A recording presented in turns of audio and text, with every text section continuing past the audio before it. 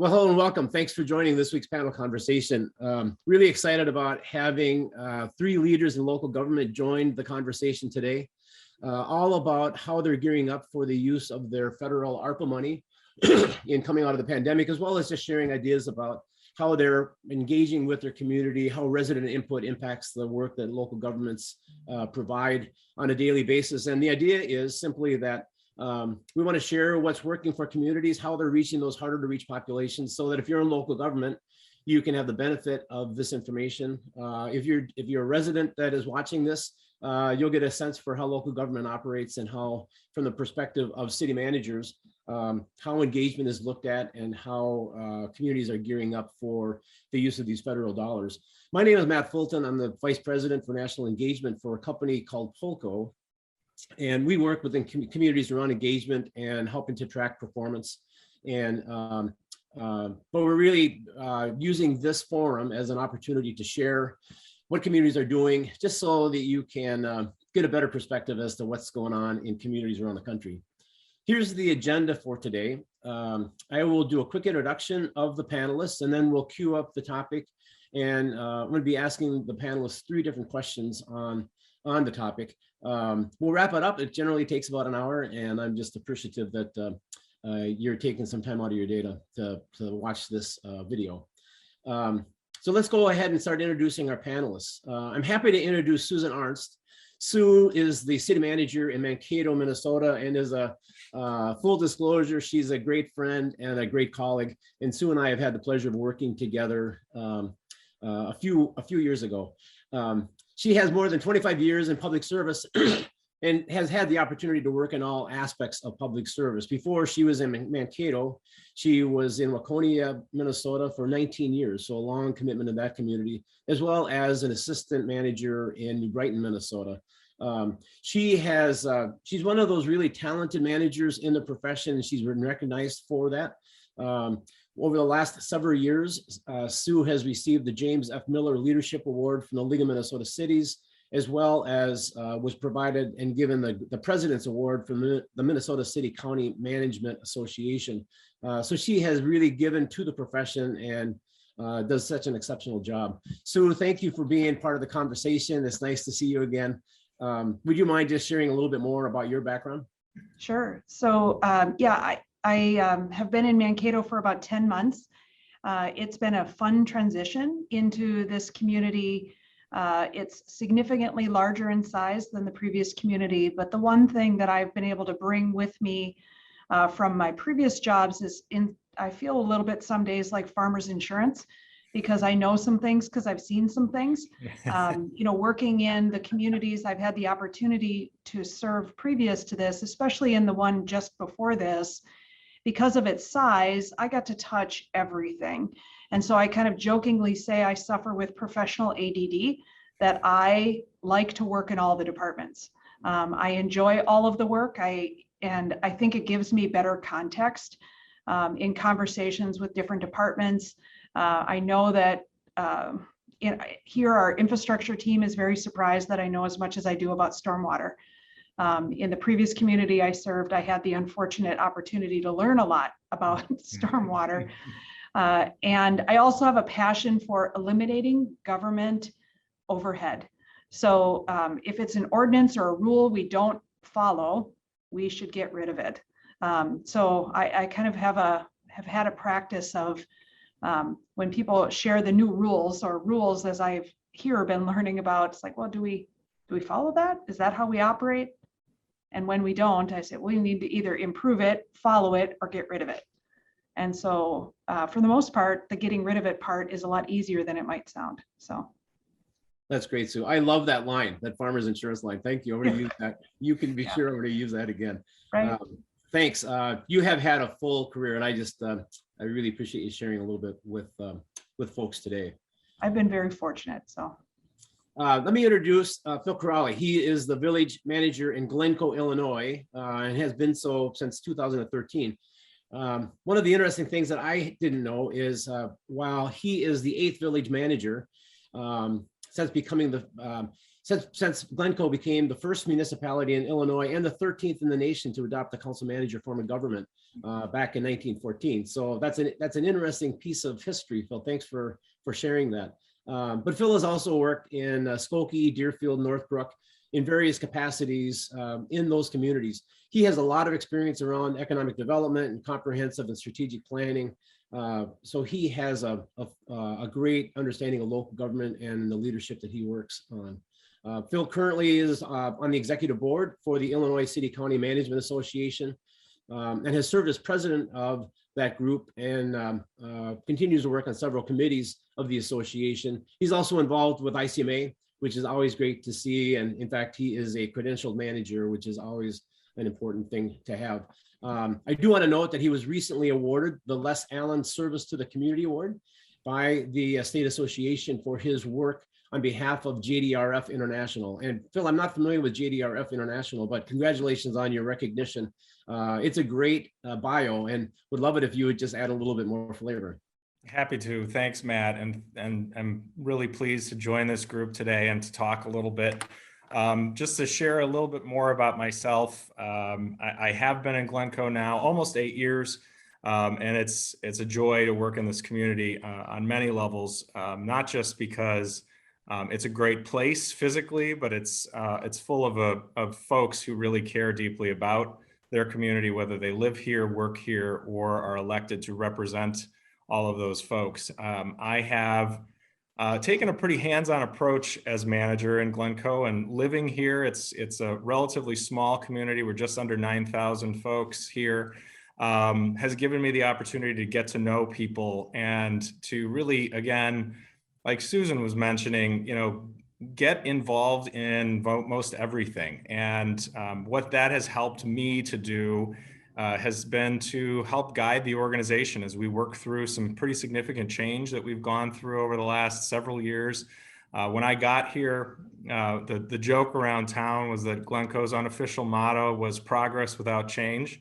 And the interesting thing when you talk about something like that is change does come slowly in government. And what we have tried to do, and we've made some pretty significant changes over these last few years, is to make it as seamless as possible and make sure that our residents' needs are being met, but we're doing it more effectively, more cost efficiently, and overall looking at what we're doing with an eye toward making it better every day. So it's a lot of fun. I've got a great team, and looking forward to talking some more this morning.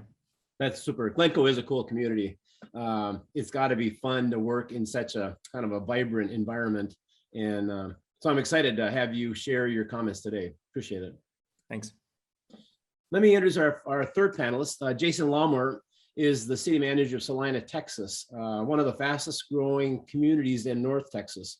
He's a civil engineer and actually started his career as a consultant working with communities, but impressed officials enough that he joined the city of Little Elm as their director of development services and the town engineer.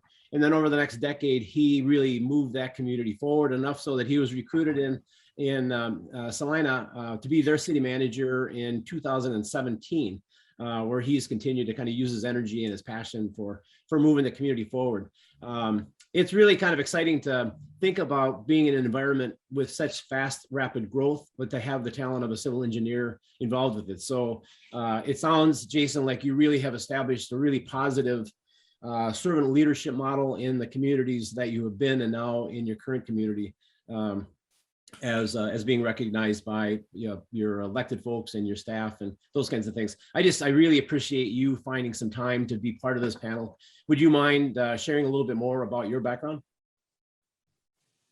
Yeah, I mean, as you said, I mean, I've been in Celina for 4 years. I can't prove it, but I like to say we're the fastest growing city in America. When I started 4 years ago, we were about 9,000 people, and now we're 30,000 people. Wow. We're going to grow by 10,000 people this year alone. We're just lucky to have good geography on the north side of Dallas, and we have 10 miles of the tollway, Dallas North Tollway, which is a kind of the economic lifeblood of the DFW area. Frisco and Prosper to our south, both Frisco and McKinney to our south were named the #1 and 4th fastest growing city in the last decade in America. And so we have 80 square miles and we're on our way to 300,000 or 400,000 people. As Susan said, I do know a lot about stormwater and water and sewer and everything. And it's a good fit for me because obviously the biggest challenges we have are growth, but we also talk about, Celina's been here over 100 years and has a unique downtown and a unique culture that's really been, we're not just we weren't just a small, city that suddenly got ran over by the Metroplex. There's a long history and tradition of being a center of government for this area with the railroads. And we've been, our biggest challenge, I think, is how do you maintain that small town culture as you grow? And how do you continue community engagement with both your citizens and your employees? I mean, when I started, we were about 80 employees and now we're about 240. Wow. And so we continue to grow immensely. But it's a challenge, but I think with the staff we've been hiring and the attention to detail on having the right staff, I think we've been doing a good job. I say every city has a potential and it's our job to maximize that potential. Well, you know what, I'm really excited to have you on the panel because when you're in a rapidly growing community and you put an engagement on as the topic of discussion, while you're building your infrastructure and all of those kind of financial and community building responsibilities, helping people to maintain that connectedness to the community is such a critical part of just the fabric of a community. So how you're doing that is going to be really, really fun to listen in on. Thanks for spending some time here. I really appreciate it. Thank you. So I tell you, let's kick into the topic. The name of the session is the value of community engagement under the American Rescue Plan Act. And given what we have all experienced over the last year and a half in all sorts of different ways, from the pandemic to all the civil unrest to all of this kind of the political divisiveness that has impacted local governments, engagement has only become more and more and more important. And so this topic is really timely, particularly now as communities have or are receiving federal dollars for helping to recover from the pandemic. And the reality is that what was maybe a priority back in 2018 might not be a priority right now. We kind of look at a community in 10 different facets of overall community quality of life. And we recognize that the pandemic has had huge impacts on communities and priorities and strategic goals, which are now kind of being reconsidered because it's such a different world.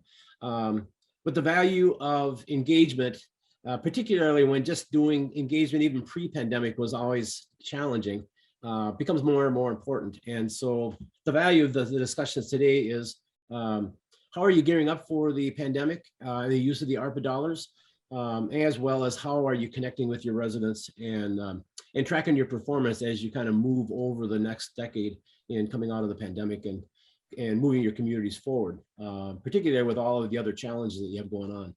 So there's 3 questions that I want to pose to each of you. The first one really focuses in on how are you preparing for use of the federal dollars under the ARPA Act?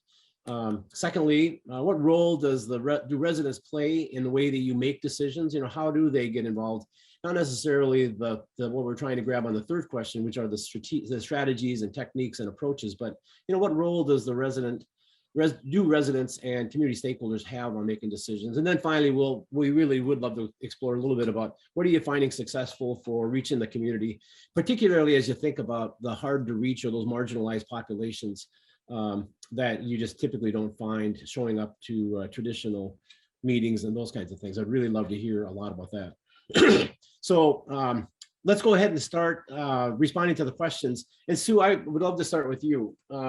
So can you talk about how you are going about identifying community needs and priorities that you're going to be using the federal dollars for in Mankato? Yeah, that's the benefit of marrying into an A last name is you usually get invited to go first, right? Well, I will say that, I had the benefit of joining Mankato kind of at the tail end of our CARES Act spending plan. And, didn't have to be here to help make those decisions, but could walk around the organization, walk around the community and see where those opportunities had been shared.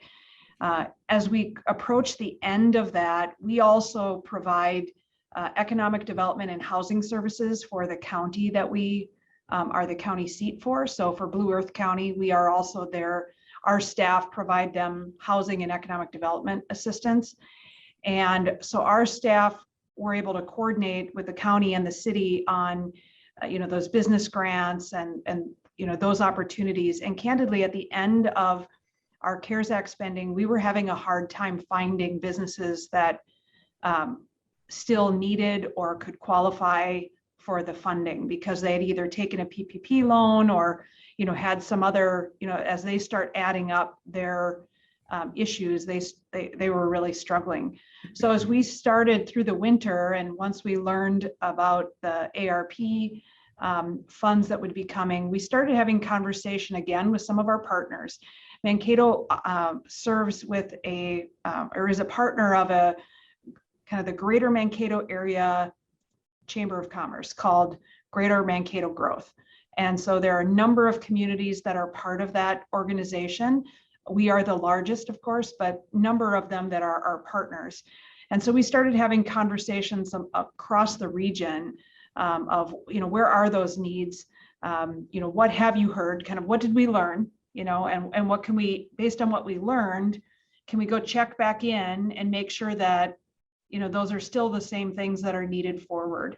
And what we heard fairly resoundingly from the business community, aside from the challenges that almost every organization is having with recruitment and workforce development, what we heard resoundingly was housing kept coming up in the top 2 or 3 items as we talked with folks.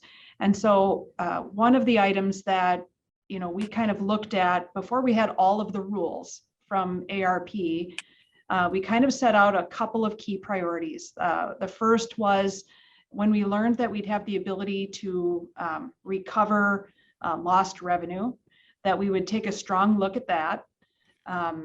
And housing was another project or piece of that element that we were going to put some investment in. And with that, the county also wants to use some of their ARP spending so that together we can leverage more benefit and more resources in the community. And then the last was, we really heard, don't spend it all right away. You have 4 years. The rules may change and something else may come up, or, heaven forbid, we end up in a situation where, we're continuing to see numbers in our area climb, like many places across the country. And, so there is a little bit of hesitancy and fear about what happens if we end up in that situation again. So we're, trying to be a lot more strategic in how we use those funds and are spending time kind of analyzing and looking at how can we use some of our ARP funds from a public health standpoint to benefit people in a way that they might not have had the opportunity. And on Monday evening, we had a discussion with our council, and they're interested in having us explore potentially whether elimination of lead pipes in the home is an option for us to consider from a public health standpoint. And so we have not gotten very far into that plan, other than we don't intend to use our ARP funds for like street reconstruction projects where there are assessments involved.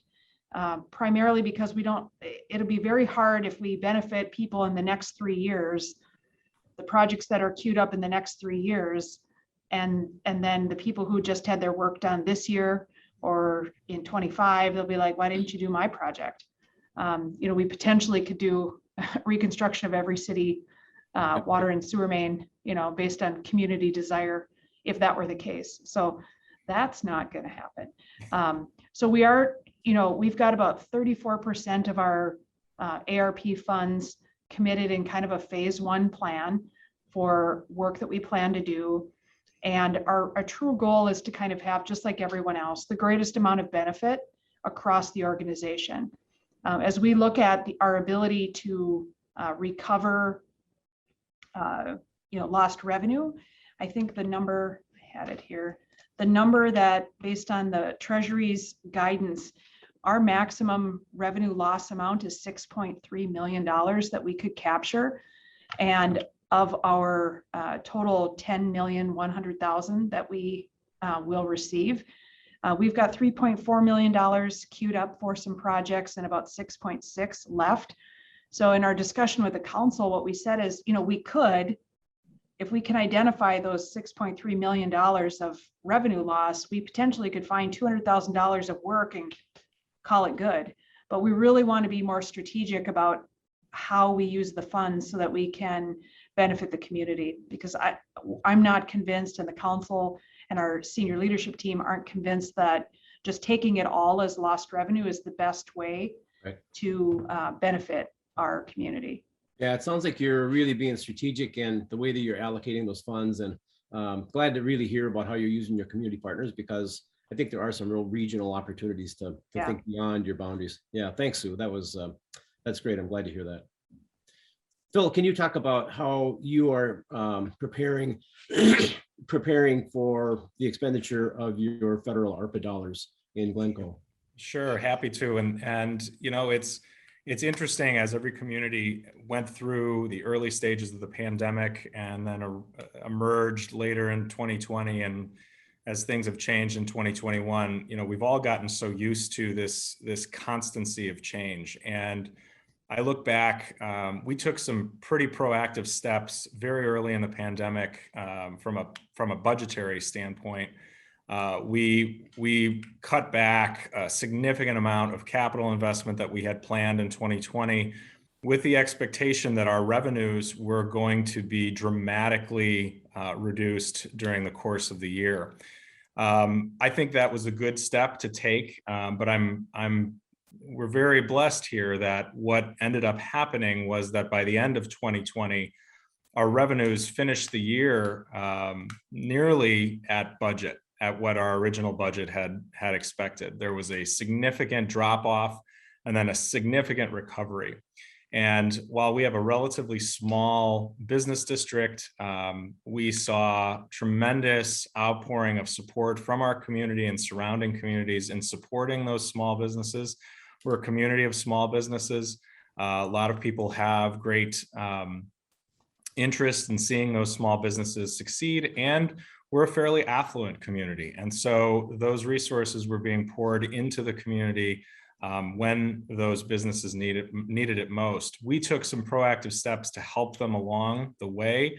CARES Act funding was primarily available through our county in the way that it was structured here in Illinois. And we were working with our business community directly to make sure that they were availing themselves of every opportunity, hand-holding them through a process where they really didn't have a whole lot of other advocates working on their behalf. We adjusted and made modifications to longstanding policies on how outdoor dining is acceptable, and in the process, I think, learned some things that perhaps those perspectives that have been around for a long time may be okay to change. And with that, we saw business growth. So as the ARPA funding was being discussed, and as we started looking at what our community needs were, engaging with our Chamber of Commerce, engaging really with, face-to-face with many of our businesses in our community, we were finding less and less of a concern. Not certainly, not like everything's great, but as those funds may have been reallocated from us, there may have been less benefit overall to the community. So we started looking at it a little differently. Glencoe's got, it's a small community, but it's relatively old. We've been around for about 152 years, and we exist on the Lake Michigan shore. We have our own water treatment facility and about 60 miles of water mains, many of which are in pretty significant need of replacement. We completed in 2017 a water system analysis tied with a rate analysis, and have been on a steady upward tick for rate increases for our residential and commercial customers that were not insignificant. The first few years were 9%, 8% for the second 2 years, and now we're in a 7% range for a while. And we were starting to get some feedback from the community on that growth, which was intended to fund our infrastructure needs, was starting to feel a little uncomfortable. And our board took the approach that if there was a way, and ARPA funds is one of those ways, to limit the cost of the infrastructure needs that our community needs to undertake, and to perhaps slow some of that rate progression, that would benefit the entirety of the community. Everyone's a water customer. Income levels are, across the board here, but that would be a way, an opportunity for us to share those resources back with our community. And so we're in the process right now. We're actually a January 1 fiscal year, so we're hitting budget with our board as we speak, and that's what we're going to be looking at, is the use of those ARPA dollars over the coming 2 years or so to supplement the over $25 million that we need to invest in our distribution system. And we're also looking at a water treatment plant replacement sometime in the next decade, which is going to be a huge expense for a community our size. So any opportunity to utilize these resources to replace aging infrastructure. We have new state statutes that have been passed requiring the replacement of lead service lines. We have about a quarter of our community still utilizing lead service lines. That may be another area that we allocate some of those resources, probably in the second tranche coming later in 2022. Yeah, that's great. I mean, that infrastructure reinvestment is such a critical part. So glad to hear Glencoe's kind of taking this long-term rebuild, which you're going to have to rebuild at some point in a meaningful way. Yeah. Thanks, Phil. Jason, can you talk about what Celina is doing as it's approaching the use of its federal ARPA dollars for pandemic recovery? Yeah, I mean, I think like Phil and Susan talked about, originally when everything first happened in, March of 2020, we were very concerned about what the implications were for, the city, its businesses, its residents, and of course, the budget. But we were very fortunate here. What we saw is the community really came together, supported a lot of their businesses. We worked with the Chamber of Commerce, and we did, with the first round of CARES funding, we did a substantial number of grants to our local businesses, which is mostly in our downtown, mom and pop stores, local entrepreneurs. We also helped them set up online apps so people could order and do delivery and to-go stuff without having to visit. And we've always been pretty friendly with patio dining, so we didn't really have to change many of that. Our mayor, did a Facebook Live once or twice a week, trying to answer people's questions, send out information, a lot of engagement. A lot of our processes were already electronic, so we really benefited from being able to do, online permitting, online plans, Zoom calls. We have laptops. We had our business, our EDC, Economic Development Corporation, work with all our local businesses and met with them and talked about their needs and how they're doing and if they could do a grant or if they already had a PPP loan. And so it really went well. We did a lot of advertising on Shop Local and just really trying to engage the community. I mean, one time they did one of those parades where everybody drove by the businesses and said hi to them and tried to give their support. In the first round of funding, we did the grants, and then we also really just supplemented we bought some emergency items from the fire and the police, but most of the first round of funding went into the payroll side of the accounts that were allowed with the funding. And that really just ended up supplementing the overall general fund. The second round, we're limited on either, water, sewer infrastructure mostly, or broadband, because we didn't have any shortfalls. I mean, our city actually started growing faster than it was before the pandemic. We're in a more rural area, and so we're kind of have the benefit of a lot of people moving out of the city or moving away from apartments and into single family homes.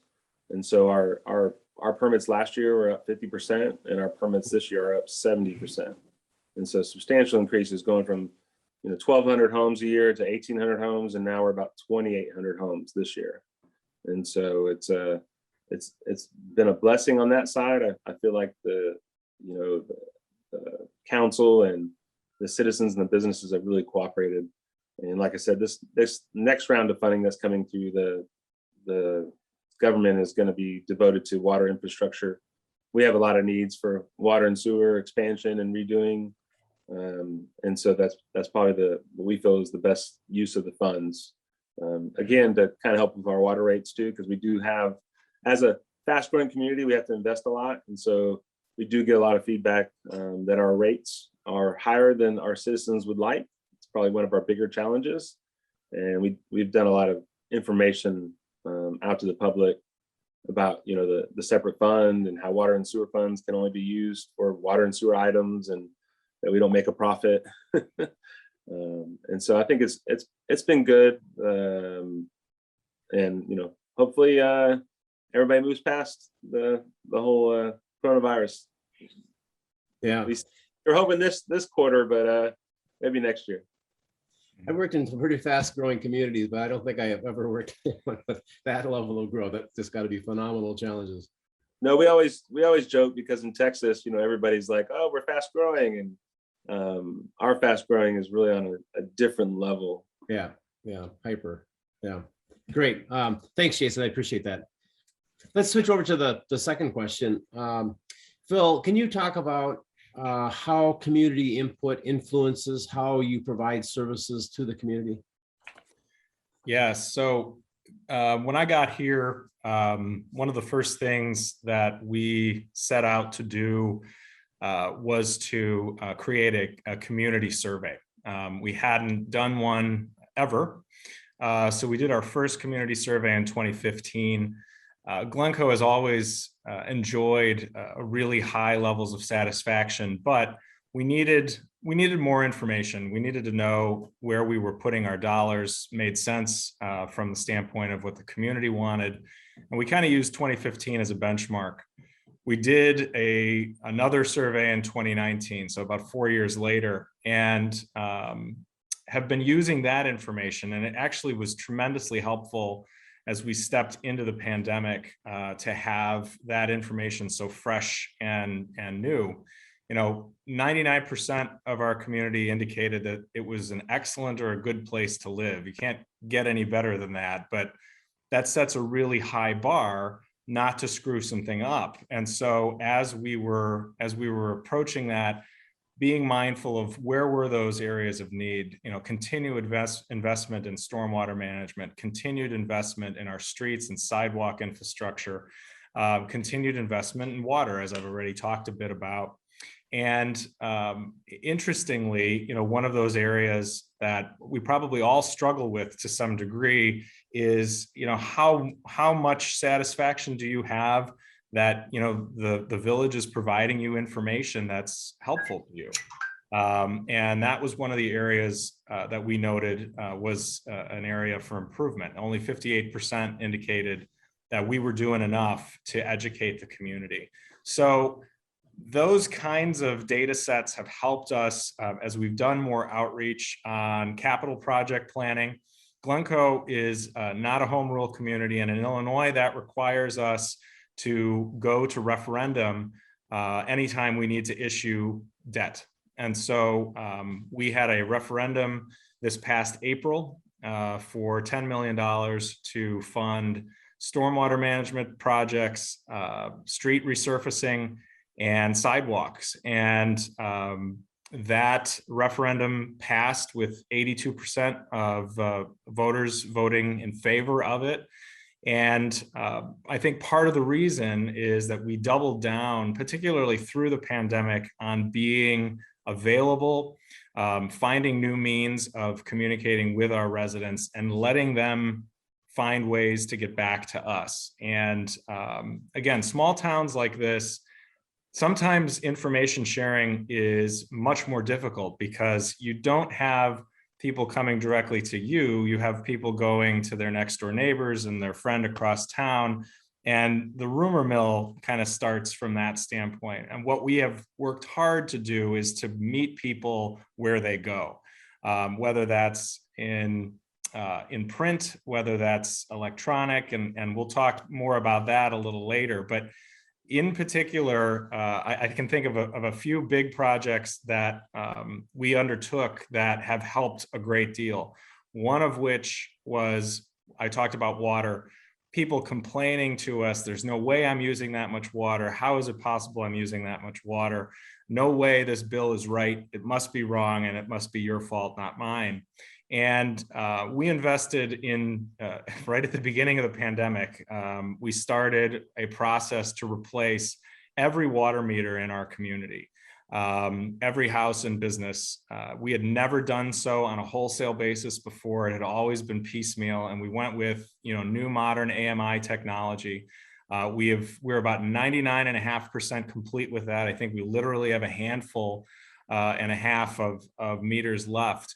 And it's amazing to me what data can do to help people understand what's going on. And so we have used that information in the summer billing cycle, because the summer is when everybody's using water to irrigate lawns and things like that, to say, do you realize that when you run your sprinkler system overnight, you're using 5,000 to 7,000 gallons of water for that? And here's the data set that shows you that. It's starting to change perspective and provide better understanding. And those kinds of things, we're working on, GPS for our snowplows that we want to integrate next year, because that's the other big complaint area is no one's been on my street. When are you going to plow my street? When are you going to plow my sidewalks? How come you haven't gotten that done yet? Let's get that information out in the hands of those individuals who need it. And frankly, let's use it ourselves to help do a better job as we are rolling those services out.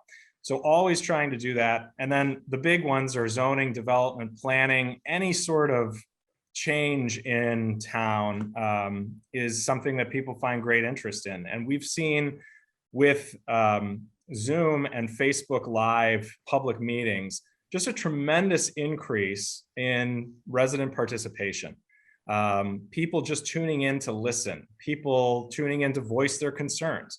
And I see that there are some folks who are like, but it was really nice when no one paid attention to things.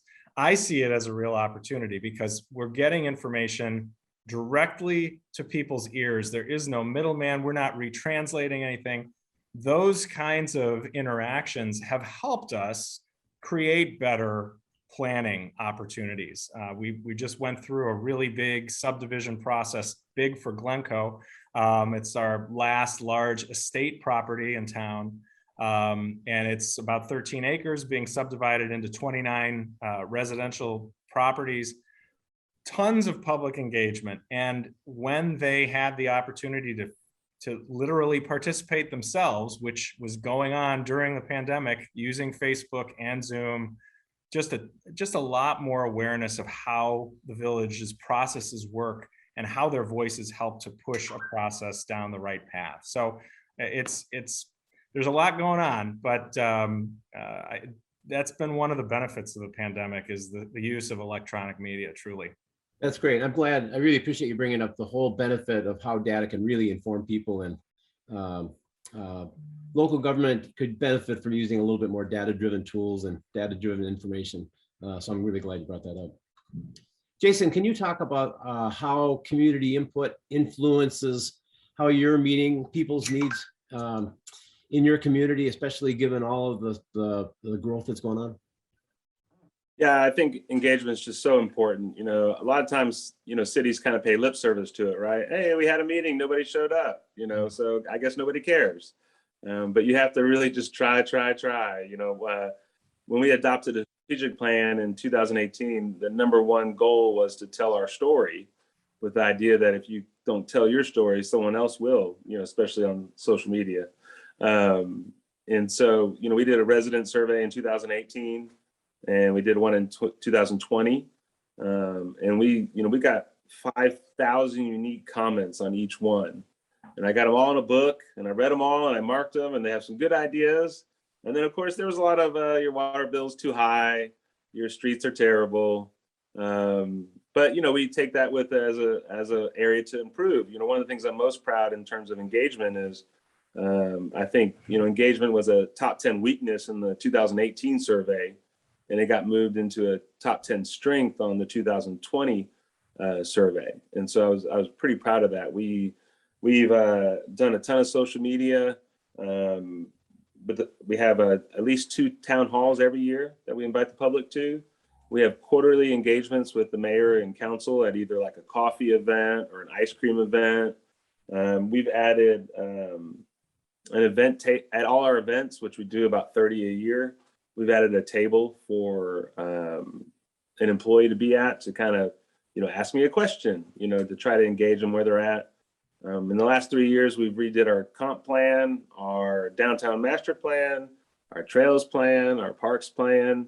And during that whole time, we've done a ton of engagement with each plan, anywhere from community events, having a table at events, having meetings, website updates, places where people can input information. And so you just try to go where people are, listen to complaints, and then address them. That's all you can do. And so I think engagement's really important. But I do joke sometimes that I think we sometimes all hear it from employees or citizens like, well, I didn't know that. And I'm like, it's like on the social media, it's on the website. We've had a meeting, it's at council.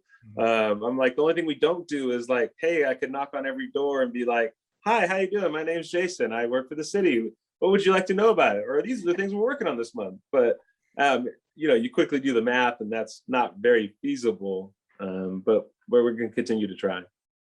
Yeah, that's great effort, especially in such a dynamic environment.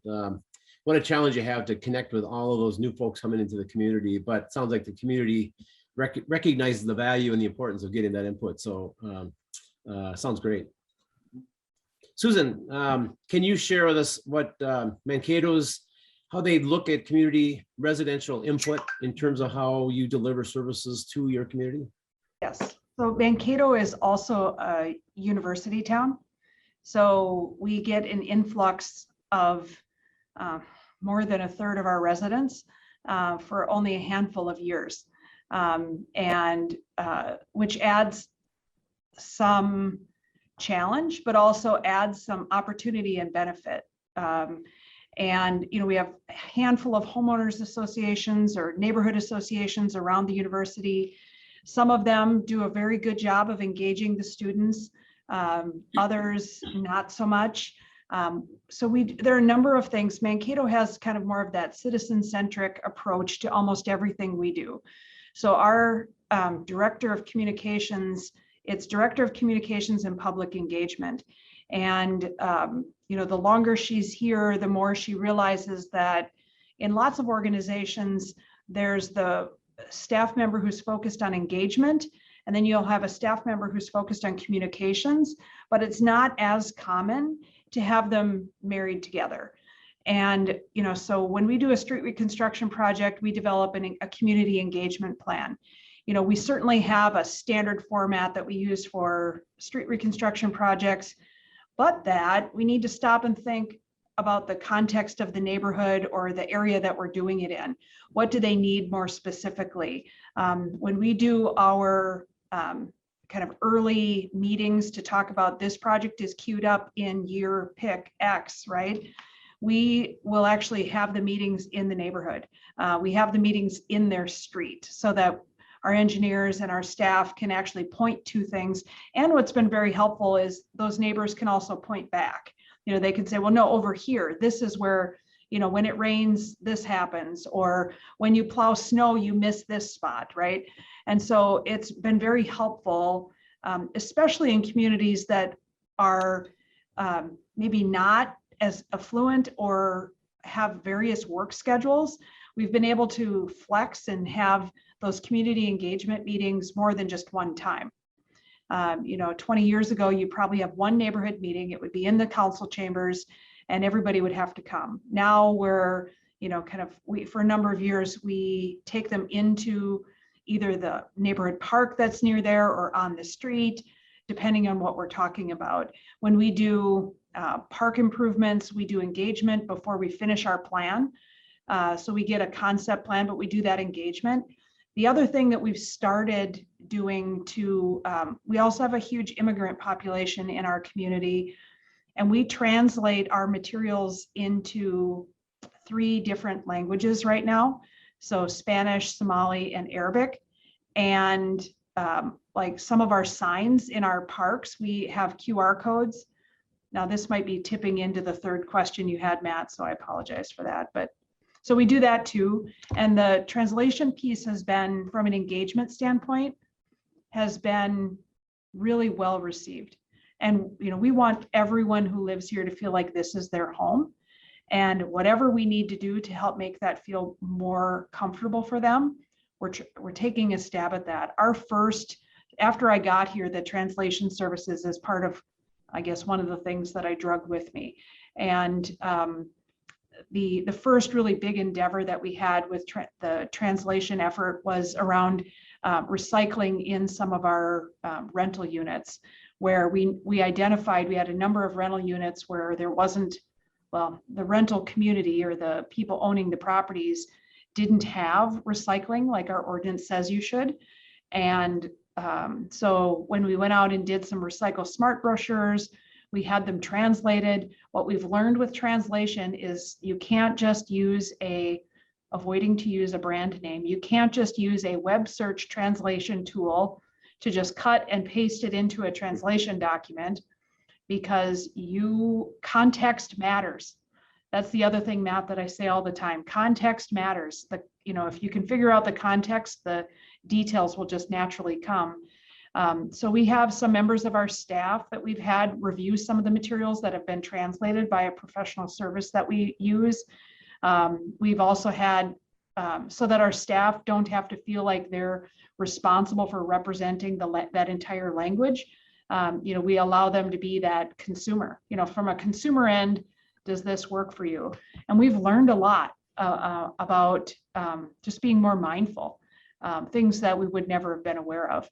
We also have developed a strong relationship with some of the leaders in the various immigrant populations here to be able to, they probably get our information just like everybody else in the community consumes, but we make sure that we, on occasion, review it with them before it goes out. So we've had some public notices, for example, that we've had members of our Indigenous population review, or social media posts that we're going to do, or various things like that. We've had them review them and give feedback, and we've gotten very good feedback. Mankato also publishes information. For example, we use photos if we're looking for public safety information, and we've gotten some very good feedback from members of our BIPOC community about how that information is used, how it's shared. And so we continue to learn every day. They continue to learn every day. So it's been a very good, kind of two-way communication. And then the other thing from how they help input into public services is, this is the hardest part of it all, is identifying what I call break points in customer service. Like I don't have an expectation that we're going to hit a 0 delay in calls to our 311 team, or that we're going to get 100% satisfaction on everything we do. I don't have that expectation, but I'm looking for is using our data and our tools to kind of identify, where is it that we break with the customer? Where is it that the customer, kind of identifying those points when they couldn't be served anymore, or they walked away, right? They were clicking, couldn't find it and left. Where are those pieces? And so, we have a handful of tools that we use to identify that. And then, the best tool of all is the 364 humans that make this place great. We listen to them, because they can tell us when the customer walked away. They can tell us, we got this far and then it fell apart.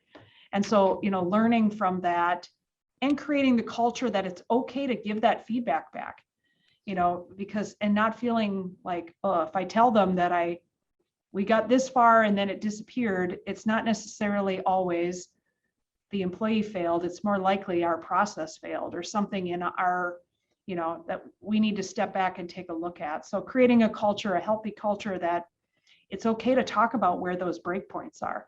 They're hard. That's the hardest part of the customer care, and getting that input, because although it seems like everybody's very willing to tell you when you fail, that's not always that's not always the case. Yeah. Yeah, that's great. So I really appreciate you bringing up the translation work and the context issue. We always talk about just the critical aspect of engaging throughout a project and engaging throughout a policy discussion. So those early neighborhood-based project meetings that you have with folks, I think, is a great example of how you start out connecting people and letting them feel like they're part of the solution. Yeah, super. Now you're going to be repeating some of this stuff when I ask you the next question. No, I won't. I have like comma, here's the second part of the story.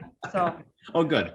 Let's move on to the third one. And Jason, I'd like to start with you because I know we're going to be running into a little bit of a time issue for you. So can you talk about the strategies and tools that you are finding successful for engaging your residents, particularly thinking about those hard to reach populations, as well as how you're tracking your performance? Well, I mean, on the hard to reach areas, I mean, you just have to go out into the community. There's no substitute for, like Susan talked about going out into the street and going to that community and trying to have a meeting where they live, because we keep improving all the time. We recently had a project where, I don't know how many people have heard it. A lot of times you have your first public meeting at a council meeting, and they're literally at the meeting and they go, nobody told me about this meeting. And so, they're like, you should have had a meeting before this meeting. So, we on this one big project that we were working on, we actually did that. We had a meeting before the meeting, and like nobody showed up.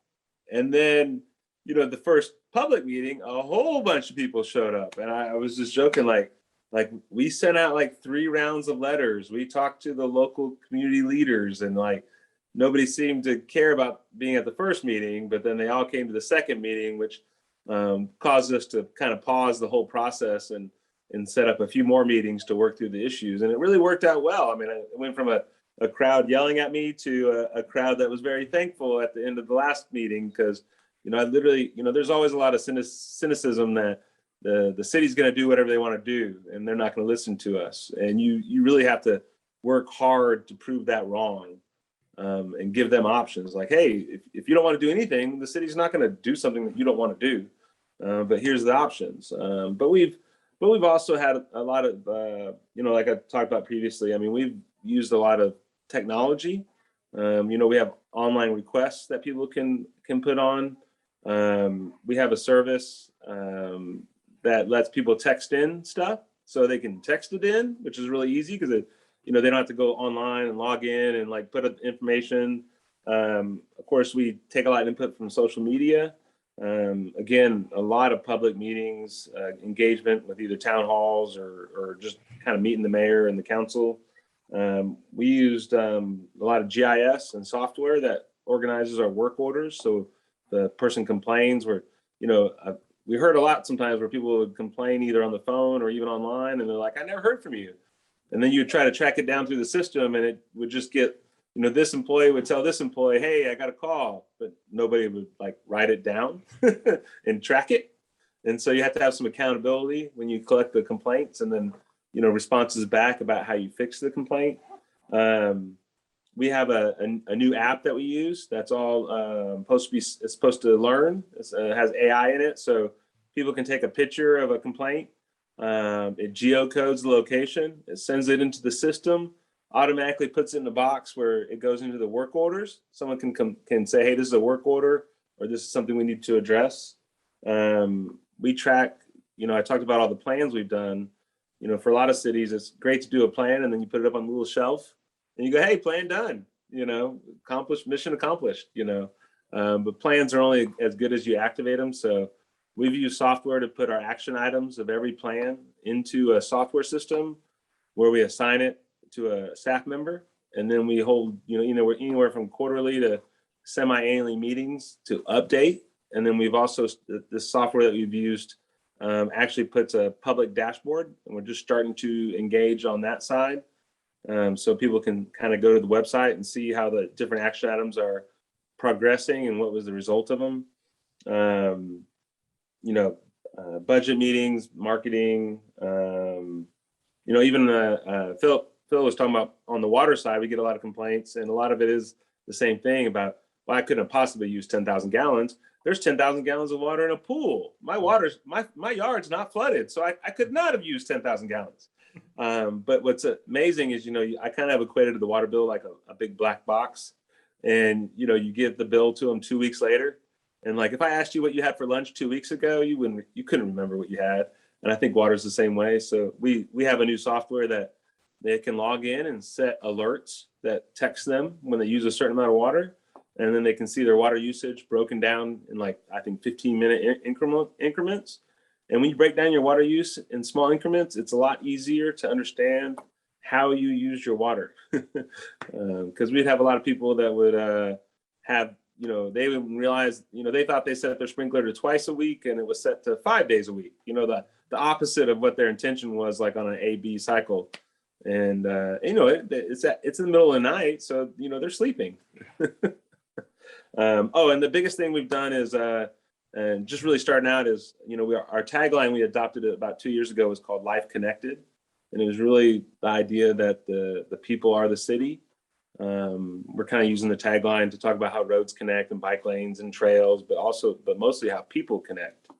And so we've actually started a whole Life Connected division, where that person's whole job is to three-prong SALT kind of, I guess, you know, employee engagement, engaging our employees is one facet, but then also engaging with our HOAs and our neighborhoods. And then, you know, also engaging with our volunteers. We feel like one of the ways to stay small town is to get people involved in their community. And so we're going to try to connect the nonprofits and things to do with people that want to volunteer. I think sometimes people want to volunteer, but they don't know how or where, and then they don't. And so we can smooth out that process. I think that'll go a long way. Yeah, I've been hearing more and more about the value and importance that HOAs play in communities. And I think particularly in Texas, communities have really a large population of HOA groups that are wonderful for engaging. And especially in your fast growing environment, connecting at those neighborhood levels and including that three-prong approach, I think makes a lot of sense. Yeah, lots of good stuff. Thanks so much. And I know if we lose you due to your other commitment, totally appreciate it. Yeah, I do need to go. I apologize. Yep. Y'all have a good day. Thank you. Thanks, Jason. Thanks, Jason. So can you share with us the strategies and tools that you're finding successful when you're engaging in Mankato? So, you know, we talked earlier about the neighborhood meetings, and those really have been super successful for us in the kind of all across the community, but primarily in the areas of, you know, where you have people that sometimes feel less connected or less paid attention to. And surveys don't work for that group, right? Or we've found, at least, you know, sending a "how did we do" postcard and expecting them to fill it out and send it back, or you can fill out the survey online, or, you know, we don't get great response. So our best way to get feedback, you know, a few weeks after we've had those engagements, we go back and we just ask. You know, we go back on a weekend or on an evening when they're out and about, and we just ask, how did we do? Did we, you know, and that's, you know, I can't say we do it consistently yet, but it is a way for us to, you know, kind of hear from the people that you don't always naturally hear from. And again, it's harder to do it that way, but you get that genuine feedback. That's the group that you truly, truly want to hear from. And if you really want to hear from them, you got to go find a way to ask or to listen. And then we have, you know, a lot of the things that Jason talked about. You know, we've got social media, we've got, you know, all of those things, and all of those tools that we have, digital tools that we have reporting mechanisms that give us data that we can look at. We do look at traditional numbers. So, like we look at what's the wait time for our 311 team, or how much downtime do they have? What's our water shutoff rate? I mean, we do look at those natural numbers kind of things that we have. But from a performance measurement standpoint, I've been more interested in not just that we did more, because doing more doesn't always mean that we did better. I want to know, not just did we, are we doing more of, I want to know, different measures, like how do we know we're doing better? So for example, and this is a new shift for our organization, but one of the measures, for example, that our public works team came back and said, we probably can never talk about this measure publicly. So now that I'm about to say it online or on this, in this venue, I probably violated that, but I can give it context here, right? So we're going to start measuring kind of the miles per gallon, right? And, in Minnesota, we feel really good about setting our miles per gallon threshold of our heavy dump trucks at like 4 miles per gallon. We could never, ever talk about that to the public, because if we said we get, 4 to 10 miles a gallon on our dump trucks, they would look at us and say, what in the world are you wasting gas on? But that's, these dump trucks are plowing snow, they're hauling dirt, they're, the type of, the way in which they maneuver, they're doing different things. But what that miles per gallon measure tells us is it affects more than just one department. It talks about the effectiveness of the operator. It talks about the preventative maintenance that's been done. Are we paying attention to the tires? And, it touches a number of our touch points. And then when we look at that in our public safety department, I don't even want to know what the miles per gallon is of fire trucks, for example, but police cars or our squad cars, 10, 11 miles to the gallon, because the public doesn't think about the idle time, right? And so, kind of setting those thresholds and those targets. And when we look in the public safety department and look at those miles per gallon, it starts touching on idle time, and then all of those preventative maintenance elements and, all those pieces. So it's kind of starts to create a very good multi-factor, like, are we doing better? It's the one measure where, I can look at that and see from on a dashboard, if you will, I can see, are we doing better? And those measures are hard to create. But the good news, as Matt knows, is I am super patient. Not really, but I've learned to be. Matt taught me years ago. But I've learned to be super patient, and it takes time to create those good measures. So, those are some of the things that we're working on. And then the comma on the translation piece that I'll add, and then I'll give the mic to Phil here. But on the translation side, with some of our signs, like park signs or other signage that we have with the QR, we have QR codes on the sign, but we have some language that's in the language of the individual that says click something like click here for translated information, or so there is some, we don't have like 3 sets of park signs, but we have one park sign, but then we'll have something on the corner where the QR codes that direct them in their language. This QR code takes you to that feature. So that's been really well received so far. Yeah, it's been fun. I mean, I'm finding a lot of enjoyment listening to you talk about the things that Mankato is doing, and just because I know you and the way you kind of approach your roles and responsibilities in the community, you're doing a lot of cool stuff, and it's fun. So I'm excited for you for all of the engagement work, and you're developing a strong culture of things that I think we all support and believe in. So the good news is that most of this was already here. So, I had the benefit of walking into a pretty amazing organization. The tagline for Mankato that they chose a number of years ago was leading the way. And, that I like calculated risk. I'm not a risk for risk's sake taker, but I appreciate being in an environment where there's more willingness to try things. And I will say that the organization or the staff do appreciate the try, pause, try again, that the not just try, don't like it, dish it, do something different. That's not quite my style, because sometimes you have to do things a couple of times before you know, is it time to let it go? Yeah, and how to adjust, right? Yeah. Yeah. Thanks, Susan. That's great. I really appreciate it. Yeah.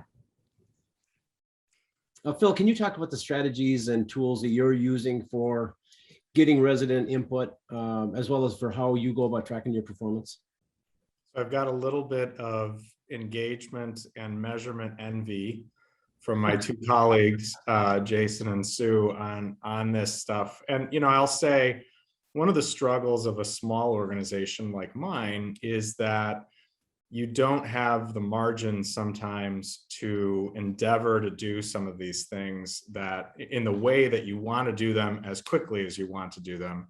I am sometimes less patient than I should probably be. And I think the staff does now understand how to bring me back down to earth with some reality building. But it doesn't mean that you don't do it. And it doesn't mean that you wait until time frees itself up, because that time always gets taken up by something else. And this is an old organization. It's been around for a long time. There's a lot of tradition in the work that we do, a lot of pride in the work that we do. But one of the things that we know is that it's hard to tell a story if you don't tell a story, right?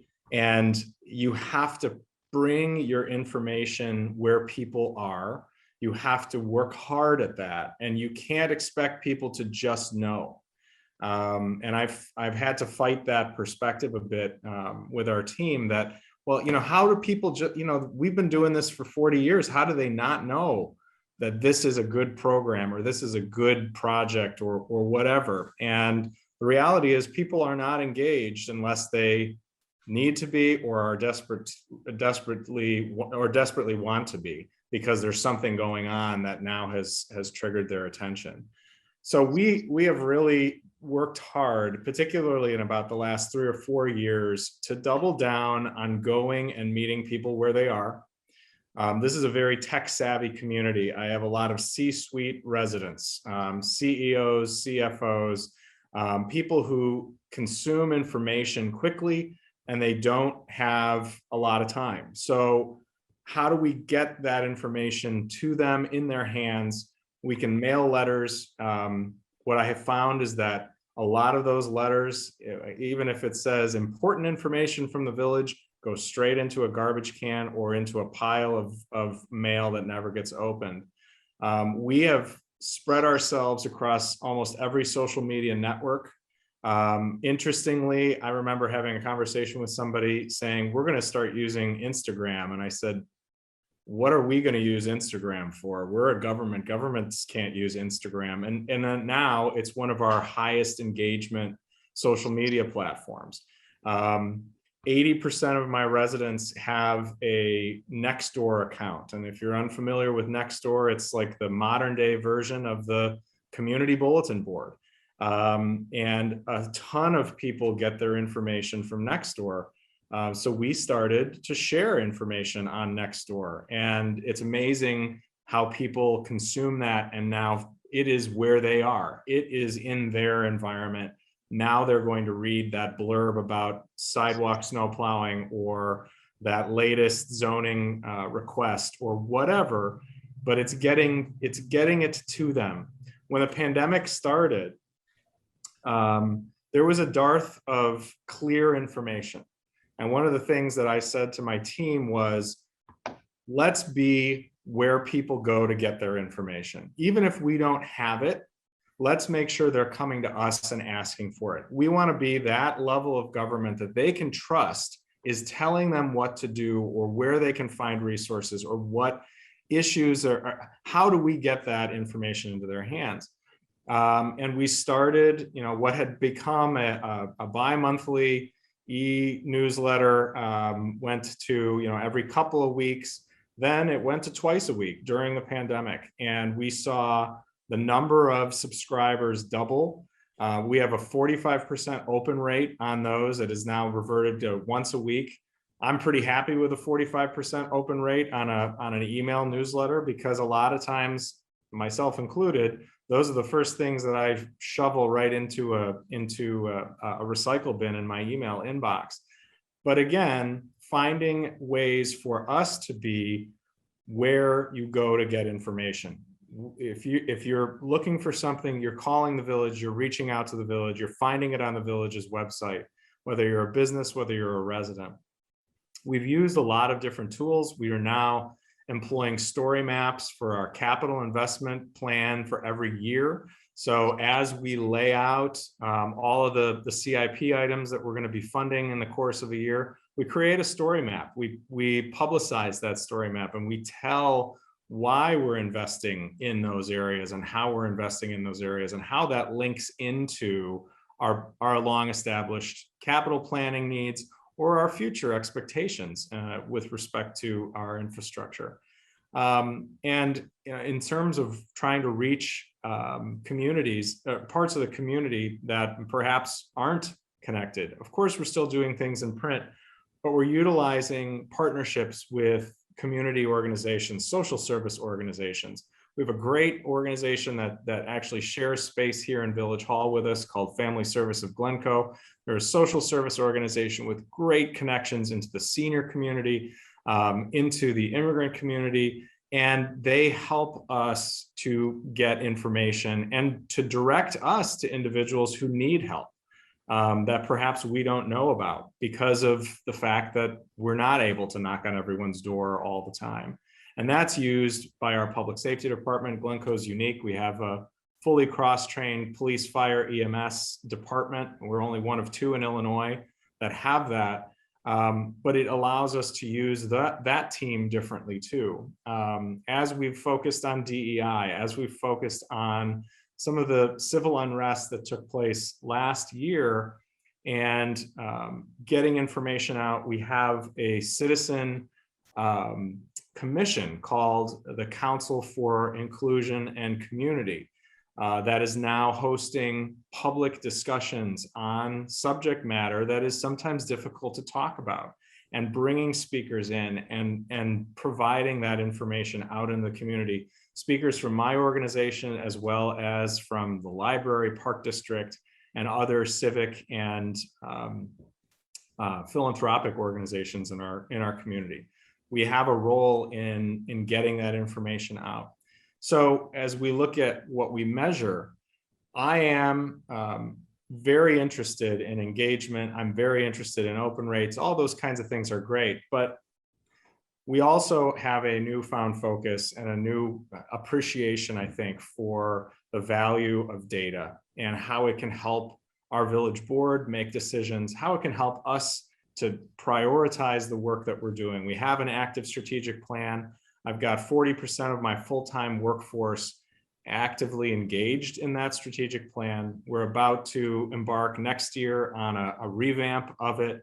And one of the areas that's got to be high on the list is our reporting mechanism. And that's an area where we haven't done really well in terms of reaching back out both to the village board and to the community to tell our progress story. The pandemic kind of slowed our progress on that. I'm looking at opportunities for restructuring my organization to do kind of what Sue was talking about. You know, how do we build communication in with engagement?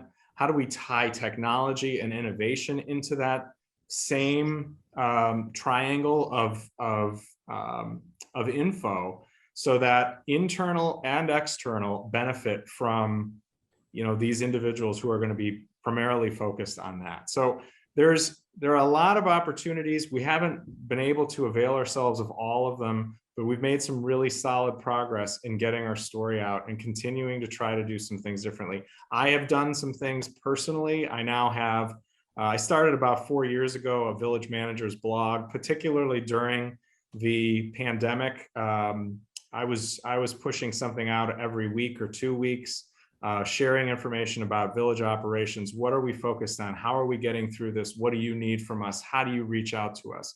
I've gotten a lot of positive feedback. Again, in small towns like this, there's a real benefit of personalizing what the village is doing, the operations, how our first responders are helping.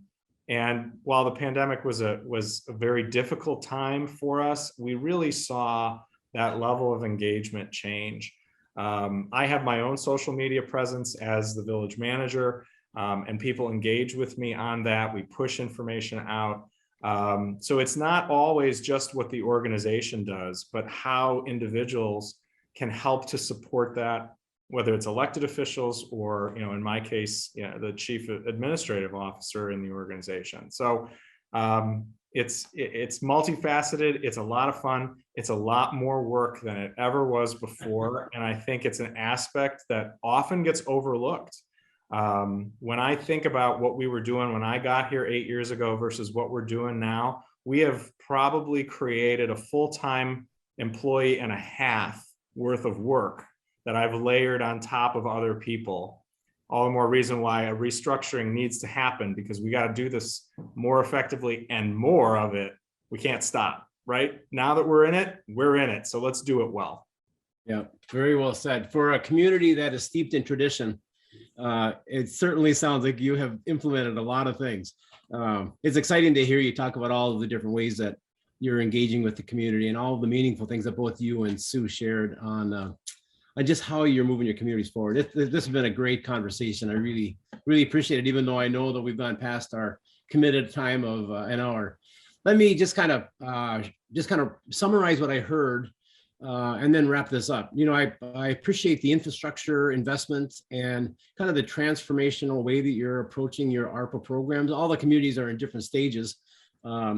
But what I'm hearing from you today, everyone today, is really the focus on infrastructure and housing, those things that are going to have a meaningful impact on your communities moving forward. Everyone is doing just wonderful work on prioritizing the need and the value of resident input, and the ways that you're accomplishing it. Recognize the face-to-face value. Sue, I really appreciated the way that you're getting to your immigrant populations and how you're really accommodating to make everyone feel welcome in the community. But the communications and engagement combination is such a meaningful thing. Phil, the way you talked about telling a story, I think that is so valuable in a local government, just being able to share that story and help people to understand the value that local government brings, especially with all of the different responsibilities, including the financial aspect of maximizing the efficiency of the way you do work. I'm thinking about monitoring the miles per gallon on municipal vehicles. Most people won't pay attention to that, but finding ways to connect residents with the community is such an important part. So great conversation, great insights, and great input. Thanks for being part of the conversation today. We do these every week, and so I certainly welcome you to suggest anybody else that you think might have some interest in participating. You'll start seeing these highlight video segments probably next week sometime. Share them with your networks. There's a ton of people in this world that respect your opinions, and we want to make sure that they're getting the benefit of your thoughts. Benefit for me is I get to meet new people every week, leaders in the profession. And Sue, I'll just say that I have always enjoyed watching you advance in the profession and just the excellent work that you're doing in local government. So congrats on that. I had a great mentor once upon a time. Yeah, thank you. You introduced me to him sometime. Really appreciate the time. I apologize for going a little bit late and over the time, but I didn't want to stop the conversation because everyone was contributing such great stuff. So thanks. Thank you for the invitation. Enjoy the rest of the day. I don't know if I'll see you, Sue, next week in Portland or not, but no. Okay. Well, I'll be participating digitally. Okay, well, make sure you pay attention. Yeah. All right. Well, listen, thank you very much. We'll talk to you all soon.